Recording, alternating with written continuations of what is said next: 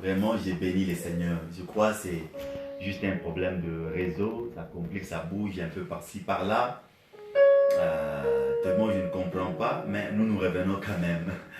Nous revenons quand même. J'étais en train de dire que c'était à la croix où il y avait le troc. Ce qu'il fallait vraiment, il fallait payer à la croix le prix du sang afin qu'une génération d'un peuple béni, un peuple qu'on appelle le fils, le vrai fils d'Abraham puisse naître.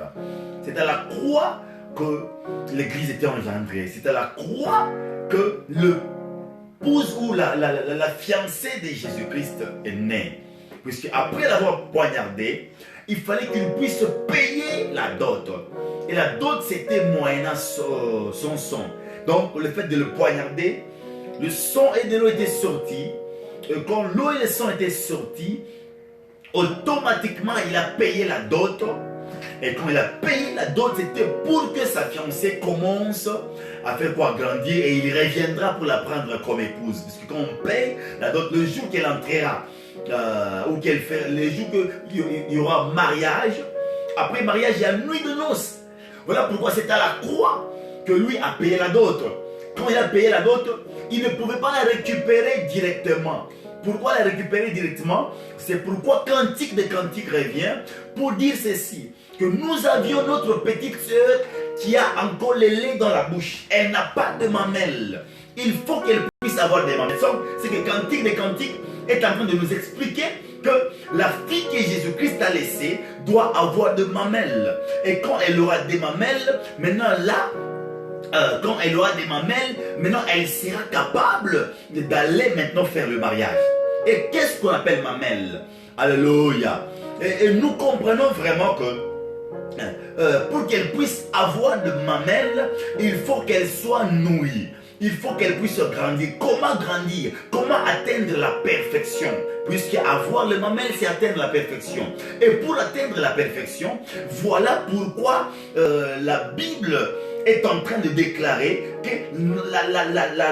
la jeune sœur n'avait pas de mamelles. Il fallait qu'elle soit sécurisée et il fallait qu'elle soit nourrie par ses frères. Et qui sont ses frères? Voilà pourquoi Jésus-Christ revient dans Ephésiens chapitre 4, le verset 11, il dit: il a fait les uns comme apôtres, comme pasteurs, comme évangélistes, comme prophètes, comme docteurs.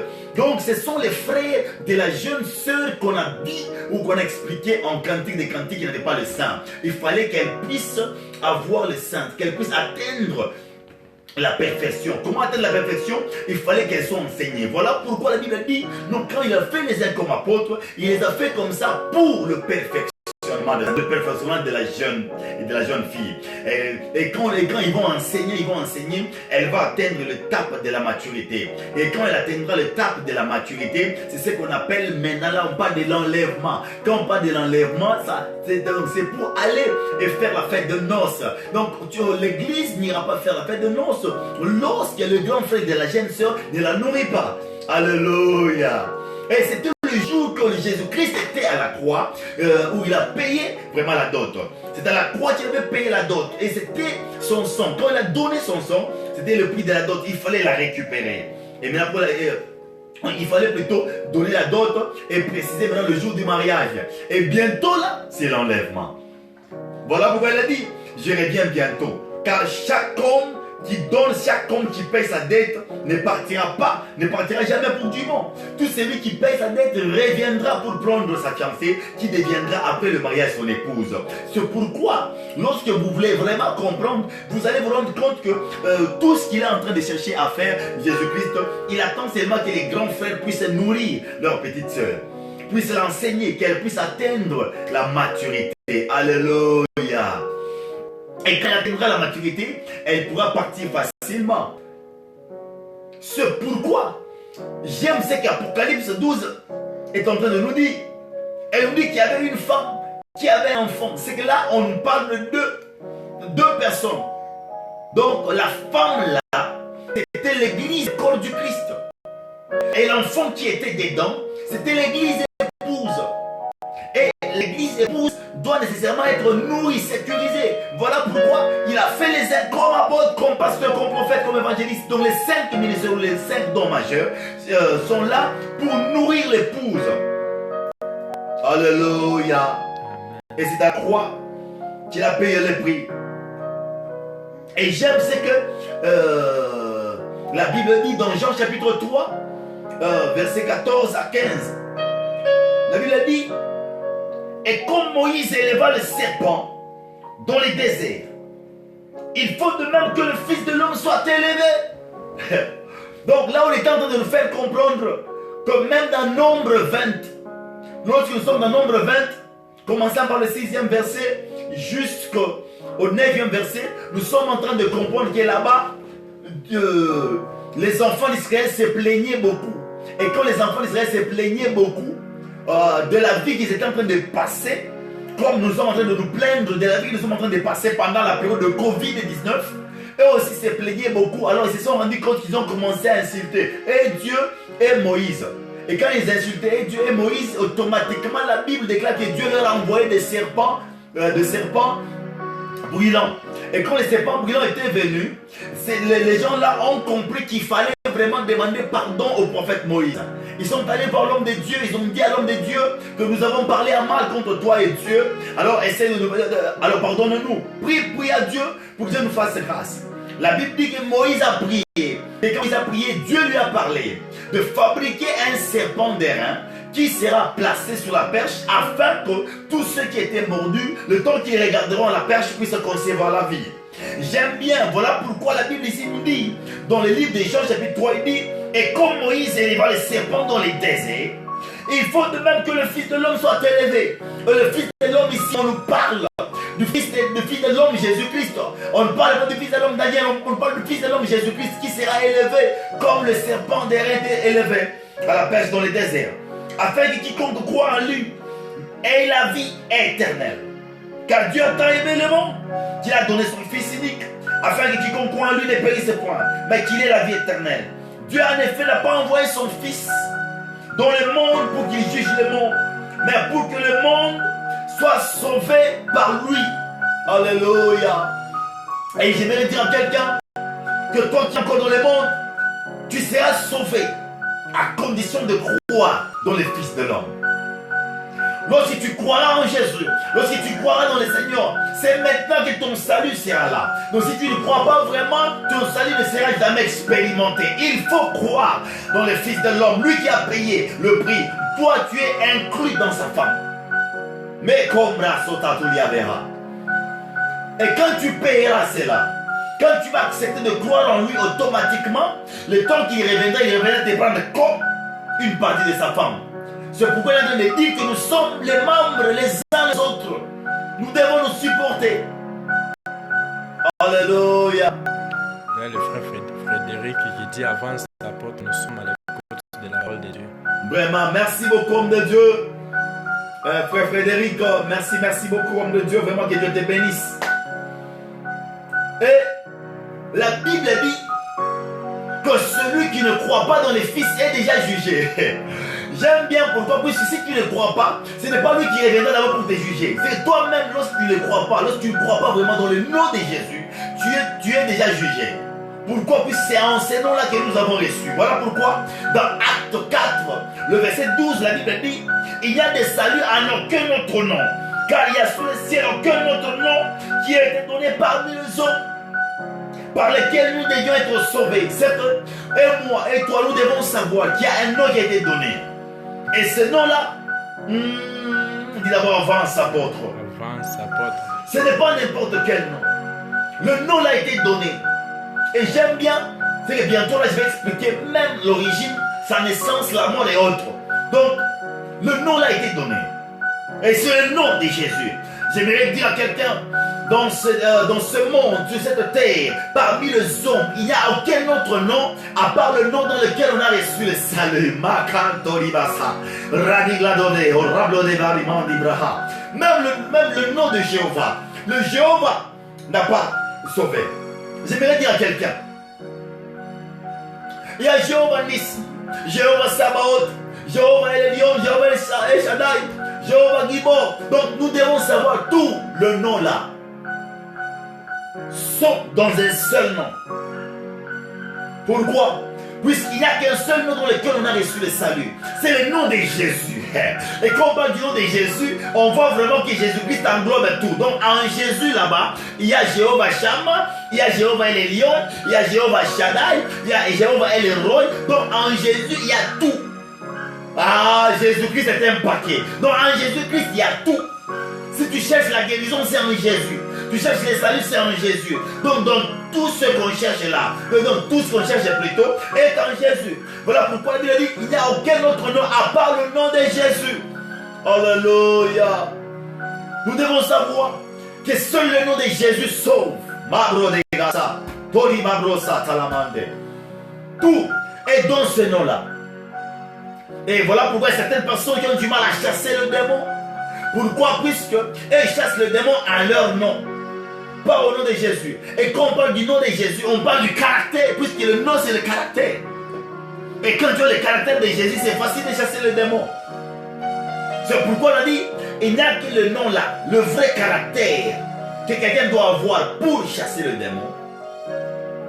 Et il faut vraiment que ce caractère soit en toi. Et pour que ce caractère soit en toi, tu dois être enseigné par.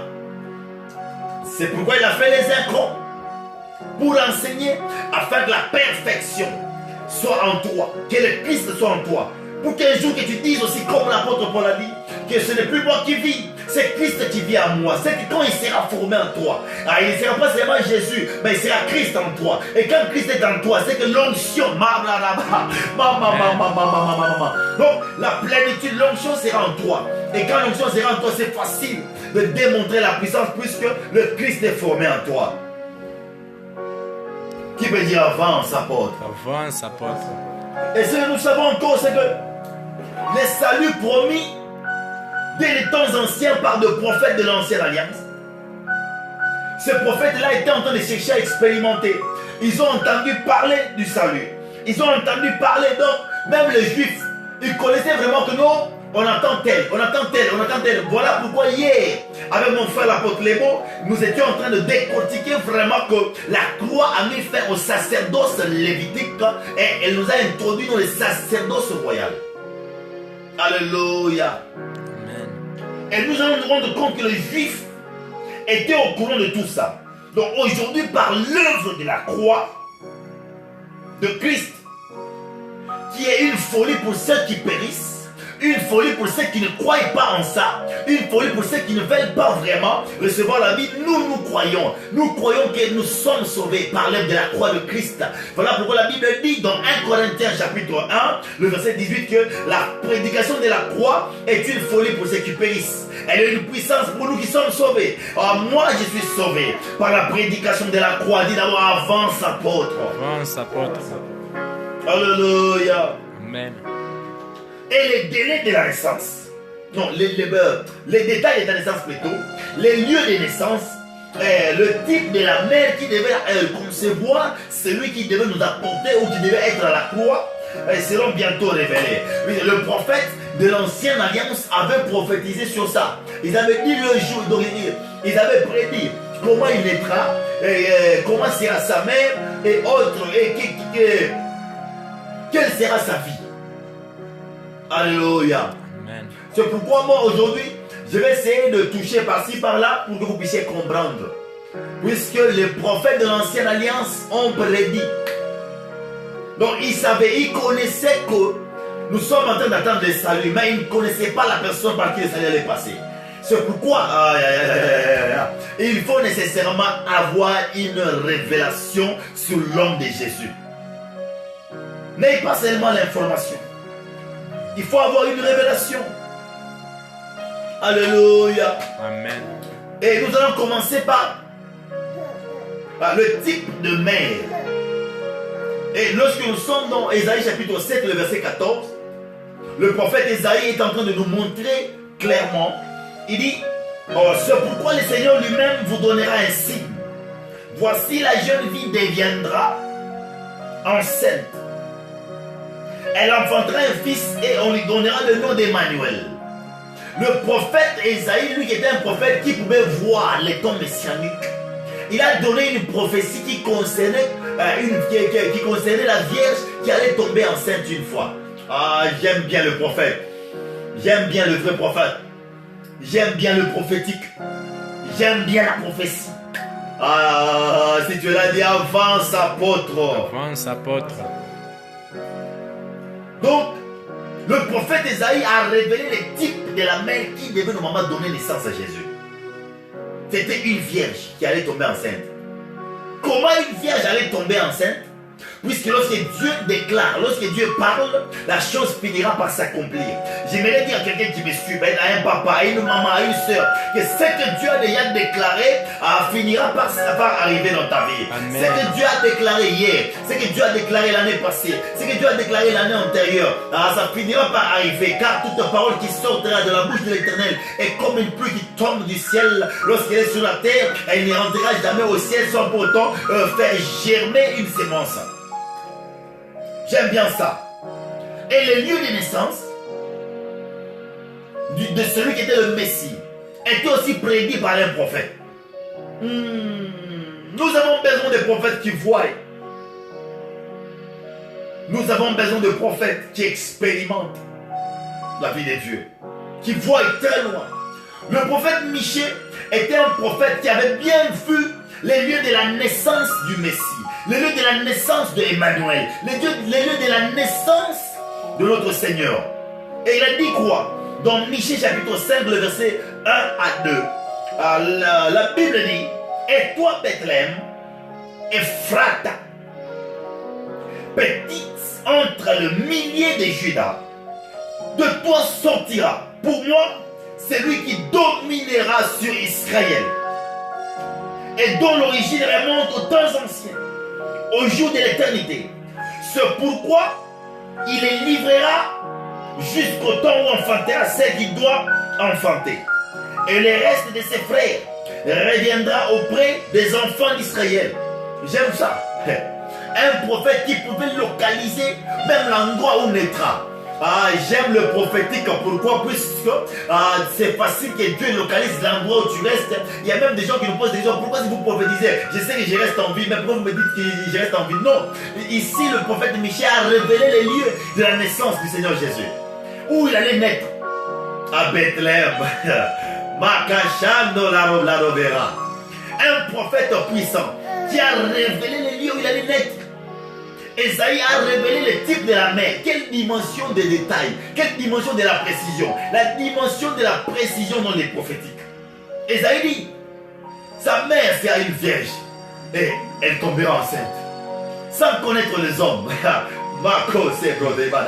Et je suis sûr et certain qu'il y a même des gens qui ont dit qu'Esaïe était fou. C'est ça le prophétique. Normalement, un prophète n'est pas compris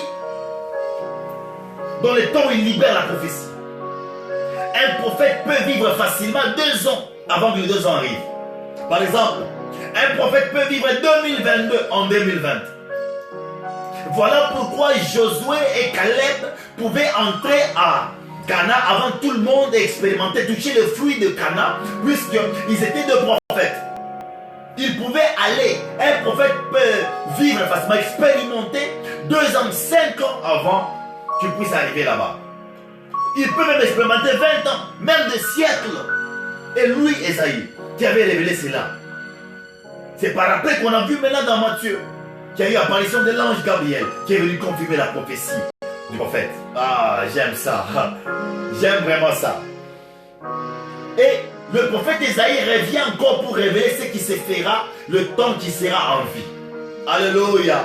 Le prophète Esaïe a donné le type de sa mère. Le prophète Esaïe a donné le nom qu'on lui donnera. Emmanuel, Dieu parmi son peuple. Et il fallait qu'il révèle les lieux, mais il n'a pas pu révéler les lieux. C'est un autre prophète qui revient, c'est Michée. Michée qui a révélé les lieux où il devait naître. Et le prophète Esaïe, lui qui était un prophète puissant, il dit non, non, je ne peux pas arrêter. Puisque normalement la Bible, la Sainte Bible a 66 petits livres. Et le prophète Esaïe, c'est un prophète majeur qui a écrit aussi un livre avec 66 chapitres. Donc vous allez comprendre que c'est un prophète qui parle vraiment de 66. Donc il comprend qu'il fallait qu'il y révèle quelque chose. Et il est venu maintenant pour prophétiser ce qu'allait être la vie de Jésus sur cette terre. Qu'est-ce qu'il a dit? Dans Ésaïe chapitre 35, dans Ésaïe chapitre 35, verset 4 à 6, la Bible dit ceci.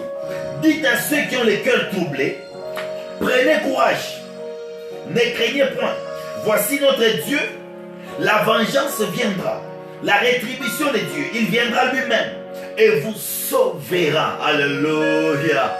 Il dit, vous sauvera. Alors, on commence à énumérer maintenant ce qu'il fera. La Bible dit, alors s'ouvriront les yeux des aveugles. On a vu ça avec Jésus. Jésus ouvrait les yeux des aveugles facilement. On dit, alors s'ouvriront les yeux des aveugles, s'ouvriront les oreilles des sourds. Alors les boiteux sortira comme un cerf, et la langue du muet éclatera de joie. C'était une prophétie que le prophète Ésaïe avait donnée. Ce que j'aime, c'est qu'au temps de Jésus, les gens ont expérimenté cela. Il est venu faire des miracles extraordinaires. Il pouvait toucher les yeux des aveugles et les aveugles voyaient. Il pouvait délier la langue d'un muet. Il pouvait faire marcher les paralytiques. Il ressuscitait les morts. Jésus a fait de miracles extraordinaires qui étaient physiques. Et après cela, il a fait aussi un miracle qui était beaucoup plus spirituel puisqu'il a racheté l'âme. Il a sauvé l'âme. J'aime. Ça, c'est un grand miracle plus de tous les miracles puisqu'il a sauvé l'âme. J'aimerais dire à quelqu'un que la puissance de Jésus, la vie de Jésus plutôt, était révélée et c'est ce qu'il a vu. Et aucun de prophète en Israël n'avait fait ce que Jésus pouvait faire. Alléluia. Amen. Et vous allez vous rendre compte que même sa mort était prédestinée. Le prophète Ésaïe, lui le puissant prophète, revient encore dans Ésaïe 53, 1 à 7, là où il est en train de révéler, il dit, cependant ce sont nos souffrances qu'il a portées, c'est de nos douleurs qu'il s'est chargé, et nous l'avons considéré comme puni, frappé de Dieu et humilié, mais il était blessé pour nos péchés, brisé pour nos iniquités. Le châtiment qui nous a donné la paix est tombé sur lui, et c'est par ses meurtrissures que nous sommes guéris. Alléluia. On a révélé, même sa mort, comment il allait mourir comme une brebis, comme menait à la boucherie, selon Jérémie.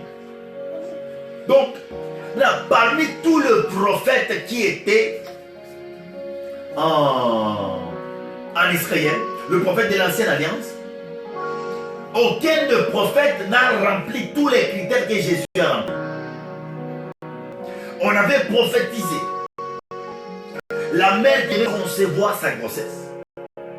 On a donné le nom du bébé. On a donné les lieux de naissance. On a révélé comment sera la vie miraculeuse. On a même donné comment sera, on a exprimé comment sera la mort. Sa mort allait être comme ça, comme ça, comme ça.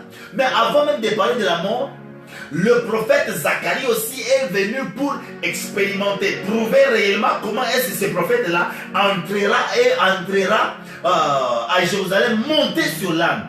Alléluia. Quelle dimension de la prophétie. Il est venu monter sur l'âne pour nous dire sérieusement qu'il n'était pas n'importe quel prophète. Tout ce qu'on avait prédit était en train de coïncider avec sa vie. Dis d'abord avance apôtre. Avance apôtre. Était en train de coïncider avec sa vie. Voilà pourquoi tous ceux qui étaient en train de comprendre comment est-ce qu'il marchait, ils ont dit, on est prophétisé. Il était différent de tout le monde. Les autres pouvaient faire des miracles. Moïse pouvait venir et Moïse pouvait déchirer la mer rouge. Pas. Moïse pouvait transformer le bâton en serpent. Moïse pouvait changer la poussière en poux. Moïse pouvait déclarer des choses qui pouvaient arriver. Mais une chose est certaine, c'est que Moïse n'avait jamais sauvé les âmes. C'est lui qui l'a fait. C'est seulement l'homme de Jésus. Voilà pourquoi je suis venu dire à quelqu'un que la croix nous a donné le rachat. La croix nous a donné le rachat et le salut. Alléluia. Amen. Et vous allez vous rendre compte que Jésus n'était pas un historien, mais il est le point de repère pour tout le monde. Tous les gens parlent de Jésus. Il n'était pas historien, mais à partir de lui, Il y a eu même des calendriers. À partir de lui, on a commencé à compter maintenant. Lorsqu'on te pose la question, Jésus-Christ est né quand? Il est né à l'an 0. À partir de Jésus, on a commencé maintenant à compter. 69 ans après Jésus. 36 ans avant Jésus. Donc là, on comprend vraiment que lui, il est né et il est devenu le repère. J'aimerais dire à quelqu'un que toi aussi, tu seras le repère de ta famille, le repère de ton entreprise, le repère de votre quartier, le repère de votre église, le repère dans ta génération. Si les autres n'étaient pas de repère, je le prophétise, je l'annonce que tu seras le repère au nom de Jésus-Christ de Nazareth. Amen.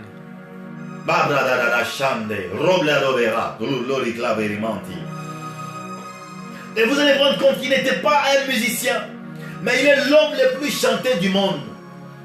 Tellement que Jésus n'a jamais chanté, mais beaucoup chantent de lui. Même les musiciens païens, ils chantent, des fois ils citent Jésus. Pourquoi? Puisque il est le maître de temps et des circonstances. Il est chanté et la chobladoka rominanas. Il est chanté par tout le monde. Mais il n'était pas musicien. Ce que j'aime, c'est qu'il n'était pas un écrivain, mais il est l'homme le plus lu du monde. Tout le monde cherche à lire la Bible pour connaître l'histoire de Jésus. Il est l'homme le plus connu du monde, l'homme le plus cru. Donc même si tu faisais la magie comment, même si tu as la puissance comment, c'est que tu dois savoir que l'homme le plus cru du monde, c'est Jésus. Ah, dis d'abord avance apôtre. Cet homme nous fait peur. Il est l'homme le plus connu, l'homme le plus cru, l'homme le plus puissant, l'homme le plus majestueux, l'homme le plus souverain. Il est celui qui est tout puissant. Voilà pourquoi il n'était pas musicien, mais tout le monde chantait de lui. Et il continue à chanter de lui. J'aime ça. Alléluia. Amen. Et ce que j'aime, c'est que il y a des gens qui ne savent pas que l'enfer existe. Je vais dire aux gens qui me suivent, dis à celui qui a été voté, mon frère, ma soeur, l'enfer existe.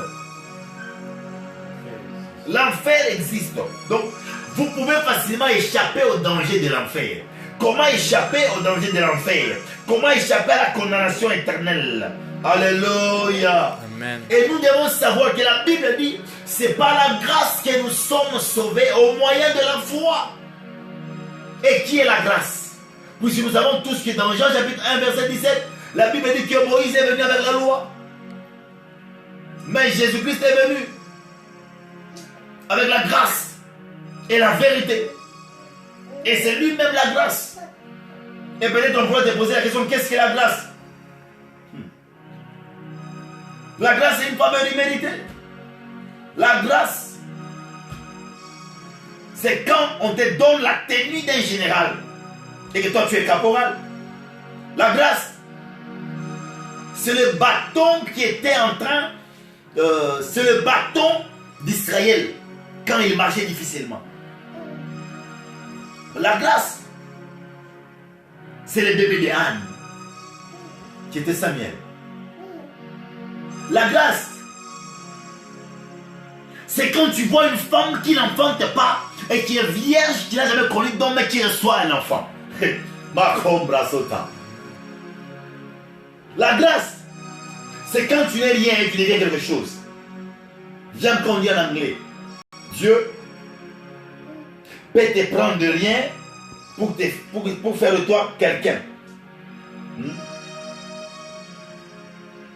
It can take you to nothing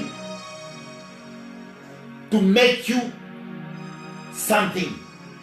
Alléluia. Amen. Et nous devons savoir que nous sommes sauvés par la grâce, au moyen de la foi. Alléluia. Amen. C'est par la grâce que vous êtes sauvés, au moyen de la foi. Et ça, c'est un don de Dieu. J'aime bien les gens qui comprennent que ça, c'est un don de Dieu. Donc, pour que tu puisses expérimenter cela, tu dois comprendre réellement qu'il y a quelqu'un qui a payé le prix. Il y a celui qui a dit, non, moi, je vais aller à la croix. Moi, je vais faire ceci pour que les gens qui doivent nécessairement naître demain pour expérimenter cela. Et cet homme, c'est Jésus. La Bible a dit, la croix nous procure les rachats. J'aimerais dire à quelqu'un, s'il n'y avait pas de croix, il n'y avait pas eu, donc il n'allait pas y avoir des rachats, il n'allait pas y avoir les saluts. Et j'aimerais dire à quelqu'un, c'est à cause de la croix, s'il n'y avait pas la croix, donc tu n'allais pas être racheté. Et c'est à la croix qu'il s'est passé quelque chose. Et j'aime ça puisqu'à la croix, non, à la montagne de Golgotha, il n'y avait pas 4 personnes à la croix. Donc il y avait au moins 3 personnes. Chacun était sur sa propre croix. Ce que j'aime, c'est qu'il y avait les 3 dimensions. Alléluia.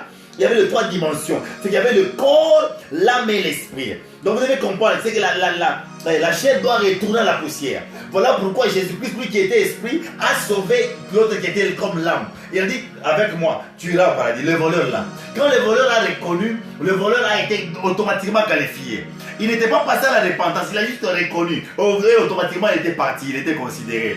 J'aimerais dire à quelqu'un, c'est les 3 dimensions qu'on ne comprend pas. C'est les 3 dimensions qu'on les trouve aussi dans les tabernacles. Il y a le parvis, il y a les lieux saints et les lieux très saints. C'est que là-bas, on comprend vraiment, on comprend qu'il y avait le parvis. Le parvis, c'est l'autre qui n'avait pas reconnu Jésus. Et l'autre là, c'était les lieux saints. Et Jésus-Christ, c'était les lieux très saints. Maintenant, c'est dans les lieux très saints où il y a l'arche. Et l'arche, c'est Jésus. Voilà pourquoi, quand l'autre qui était dans les lieux saints a reconnu que Jésus-Christ était le souverain sacrificateur, selon l'ordre de Melchisédek, automatiquement il a été racheté. J'aimerais dire à quelqu'un. Donc il y a des circuits que si tu comprends vraiment que même par la croix, même quand tu es pendu à la croix, tu peux entrer au paradis sans pour autant passer par la repentance, sans pour autant passer par les baptêmes. Le voleur là, où est-ce que c'était répandu, où est-ce qu'il était baptisé? Donc il a juste compris que non, cette dimension qui se passe ici, c'est juste de comprendre que cet homme ici, c'est le souverain sacrificateur selon l'ordre de Melchisédek. Et quand il a compris, automatiquement il a été pas déjà dans le paradis. Et c'est les 3 dimensions. Oui. Et c'est les 3 dimensions qu'on les trouve aussi à la montagne. Là où il y avait Élie. Élie était à la montagne.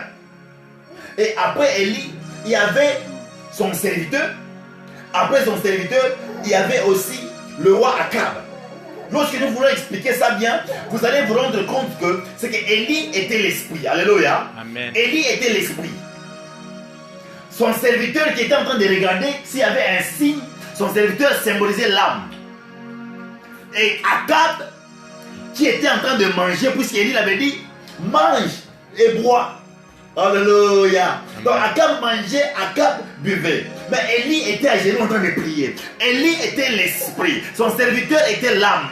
Et Akab était le corps. Il fallait vraiment que l'esprit puisse être fortifié pour que l'âme comprenne cela, afin que le corps continue normalement à manger. Si tu ne nourris pas l'esprit, et le corps sera nourri et le corps sera plus fort que l'esprit. Voilà pourquoi la Bible dit dans Matthieu 4,4 que l'homme ne vivra pas seulement du pain, mais l'homme vivra de toute parole qui sortira de la bouche de l'Éternel. C'est qu'Élie était à genoux, il était nourri par la présence de Dieu, il était nourri par la voix de Dieu qu'il entendait. Et l'âme qui était là, qui était son serviteur, qui regardait toujours, Agunasi, Anaudi, Akunasi, Anaudi, Akunasi, Anaudi. Et le corps qui était Akab était en train de manger. Akab mangeait, Akab mangeait, Akab mangeait. Mais pour descendre et arriver à Israël, Élie a dit à Akab, mets ta ceinture et précède-moi. Et quand Akab voulait le précéder, Akab s'est rendu compte qu'il a trouvé Élie là-bas. Puisque le corps ne court jamais plus vite que l'esprit. L'esprit court plus vite que le corps. Voilà pourquoi Akab a retrouvé Élie là-bas.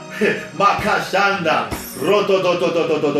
Et ce que j'aime, c'est que Jésus-Christ, quand il a demandé au voleur là-bas d'aller avec lui dans le paradis, c'était quoi? C'est que Jésus au milieu et les voleurs étaient ici à côté. Maintenant, entre Jésus et l'autre, il y avait l'espace vide. Et cet espace vide-là, c'est ce qu'on appelle le voile. Il fallait que le voile soit déchiré pour que l'autre qui est ici puisse être là où il y a Jésus, afin qu'il devienne le même corps. Voilà pourquoi il a dit, j'entrerai en vous. Moi et mon Père, nous viendrons chez vous et nous aurons notre demeure. Qui comprend ce qu'il dit? Non, et le Père, et le Fils, et le Saint-Esprit sont en toi. Et s'ils sont en toi, c'est que le ciel n'est plus ciel, le ciel est en toi. Et quand le ciel est en toi, c'est facile d'expérimenter le ciel, de vivre le paradis sur terre, puisque ton esprit est déjà dans le paradis. Alléluia. Amen. Nous devons comprendre que la deuxième dimension de la croix nous procure les rachats et les saluts. Et nous n'avons aucun autre nom dans lequel on a reçu le salut. C'est le nom de Jésus. Amen. Et ce nom-là, le nom est puissant. Voilà pourquoi ce nom-là, on ne le donne pas à n'importe qui. Pour que tu mérites ce nom, la Bible dit dans le livre de Philippiens chapitre 2, il s'est humilié jusqu'à la mort de la croix, la mort honteuse jusqu'à la mort de la croix. C'est pourquoi Dieu l'a souverainement élevé et lui a donné le nom qui est au-dessus de tout nom, afin que tout genou fléchisse et que toute langue confesse qu'il est Seigneur. C'est que pour mériter ce nom-là, tu dois payer, tu dois être à la croix. Amen. Et celui qui a accepté d'aller à la croix, c'est celui-là qui a compris que non, pour acheter ces gens ici, il doit aller à la croix. Et j'ai dit au début que la croix c'était une table sur laquelle il s'est fait le troc. Dieu a donné, Dieu a déposé l'argent. La croix c'est l'assiette où on dépose la dot. Puisqu'avant de remettre l'argent au papa de la fille, il faut toujours prendre l'assiette et mettre l'enveloppe dessus. Et quand on a pris l'enveloppe qui était Jésus, qui cachait quelque chose dedans, il y avait l'argent. Jésus cachait le sang qui était dedans. On l'a déposé sur l'enveloppe et on a pris l'assiette là, on l'a remis au diable. Quand on l'a remis au diable, lui, le diable, ne connaissait pas le prix de l'assiette. Il a jeté l'assiette. Pourquoi? Puisque on avait posé la question, est-ce que vous avez l'assiette ici? Il dit, oui, nous avons l'assiette. Et le diable a dit, oui, donnez-lui l'assiette. On a donné l'assiette. L'assiette était quoi? L'assiette c'était la croix. Et quand on a fait sortir la croix, on a pris l'enveloppe qui était Jésus, on l'a déposé. Alors qu'en dedans, il y avait le sang, il y avait le prix de la dot.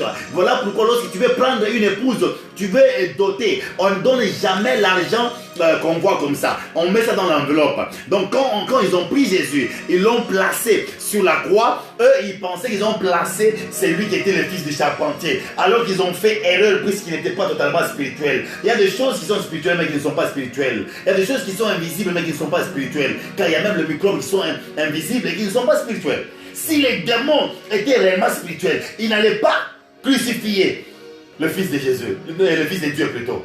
Alléluia. J'aimerais dire à quelqu'un qui n'a aucun autre nom à part le nom de Jésus. Je suis sauvé par la croix. Je suis sauvé par le nom de Jésus. Je crois au nom de Jésus. Et nous devons savoir que la croix nous procure les rachats. La croix nous procure le salut. Je suis sauvé par la grâce au moyen de la foi. Que Dieu vous bénisse énormément. Ciao, ciao, ciao, shalom. On se voit demain pour le 4e jour. On se voit demain pour le 4e jour. Et Dieu vous bénira énormément. Que Dieu vous bénisse. Shalom.